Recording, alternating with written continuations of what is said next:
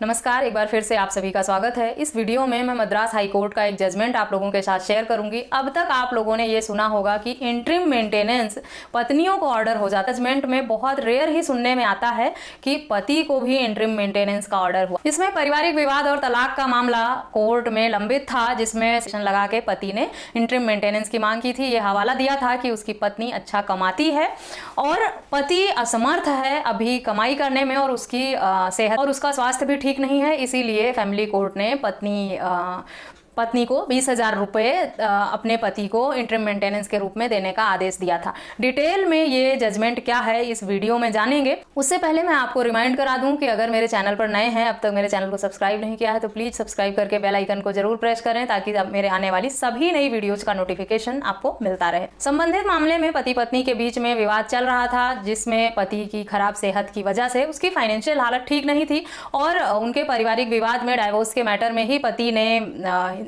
Section 24 की application लगाई थी और इंटरिम मेंटेनेंस की मांग की। इंटरिम मेंटेनेंस का आदेश फैमिली कोर्ट द्वारा हो गया। फिर पत्नी ने मद्रास हाई कोर्ट में फैमिली कोर्ट के आदेश को चैलेंज किया और यह हवाला दिया कि पति ने जो तर्क दिए हैं कि उसकी कम कमाई है या उसकी इनकम नहीं है या उसके पास पैसे नहीं है, ये सब तथ्य झूठे हैं उसकी तरफ से दिए हुए, और इसके आधार पर उसे मेंटेनेंस का आदेश नहीं होना चाहिए। मेंटेनेंस का आदेश करने से पहले पति की ITR, उसका बैंक डिटेल, ये सब जांच परख लेना चाहिए ताकि ये साबित किया जा सके कि उसके पास सच में पैसों की कमी है या वो अपना खर्च उठाने में असमर्थ है। जैसा कि पति या पत्नी दोनों मामले में होता है कि कोई भी मेंटेनेंस या इंटरिम मेंटेनेंस की मांग करता है तो न्यायालय यही सब मांग करती है कि बैंक अकाउंट क्या है, इनकम क्या है, सोर्स ऑफ इनकम क्या है, अभी कमा रहे हैं, पहले कितना कमा रहे थे, इसी सब आधार पर मेंटेनेंस का ऑर्डर होता है, चाहे वो पति हो या पत्नी। लेकिन मेंटेनेंस के मामले में न्यायालय ये देखता है कि दोनों पार्टनर में से कोई एक अगर सक्षम है कमाने में और दूसरा अगर कमाने में सक्षम नहीं है,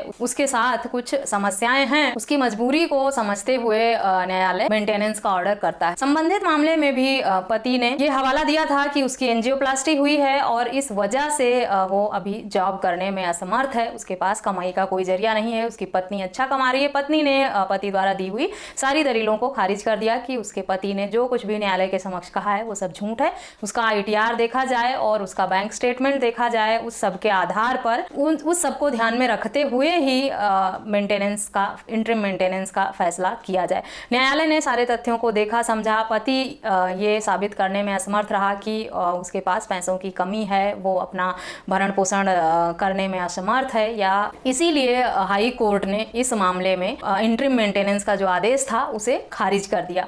हालांकि फैमिली कोर्ट द्वारा आदेश पति के फेवर में हुआ था, वो सिर्फ इसलिए कि उसकी एंजियोप्लास्टी हुई थी और पति की खराब सेहत को देखते हुए फैमिली कोर्ट को ये लगा कि वो अभी कमाने में असमर्थ है, इस वर्तमान में कोई जॉब नहीं कर रहा है, लेकिन और ऐसे में उसे अपने पार्टनर से मदद की ज़रूरत है। इसीलिए पति पत्नी दोनों सुख दुख के साथी होते हैं और एक दूसरे की मदद करना उनका फर्ज है, जिम्मेदारी है। अगर पति के साथ हेल्थ प्रॉब्लम चल रही है तो ऐसे में पत्नी को अपना फर्ज निभाना चाहिए और पति को 20,000 रुपये पर मंथ इंटरिम मेंटेनेंस के रूप में देना चाहिए। लेकिन पत्नी ने कहा एंजियोप्लास्टी के बाद बिल्कुल ठीक हैं, स्वस्थ हैं और वो काम कर सकते हैं, और पहले से भी वो जो उनकी फाइनेंशियल हालत है, जो उनका फाइनेंशियल बैकग्राउंड है, वो इतना वीक नहीं है कि वो अपना भरण पोषण ना कर सके। पति अपना पक्ष सही से न्यायालय के समक्ष रख नहीं पाया या साबित नहीं कर पाया, तो साक्ष्यों के अभाव में पत्नी की बात को ध्यान में रखते हुए न्यायालय ने पत्नी के हक में ही फैसला दिया और पति का इंटरिम मेंटेनेंस रद्द कर दिया गया।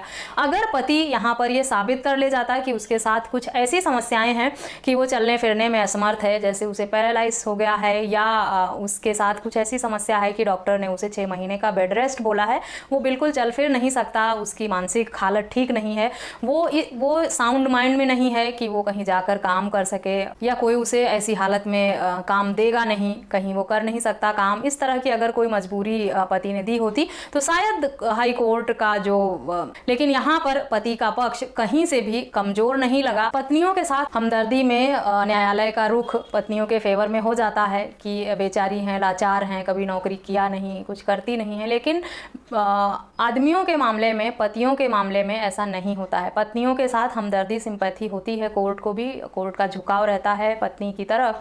वो रो धोकर वहाँ कह देती हैं कि उनका खर्चा कैसे चलेगा, वो कहाँ जाएंगी, कहाँ रहेंगी, उनके पास खाने को नहीं, उन्होंने कभी जॉब नहीं किया। इस तरह की बातें न्यायालय के समक्ष अगर रखती हैं तो न्यायालय को एक औरत औरत की मजबूरी समझ में आती है और उनके साथ थोड़ा हमदर्दी में भी इस तरह के फैसले हो जाते हैं कि उन्हें थोड़ा बहुत मेंटेनेंस दिया जाए ताकि वो अपना भरण पोषण कर सकें, गुजारा कर सकें।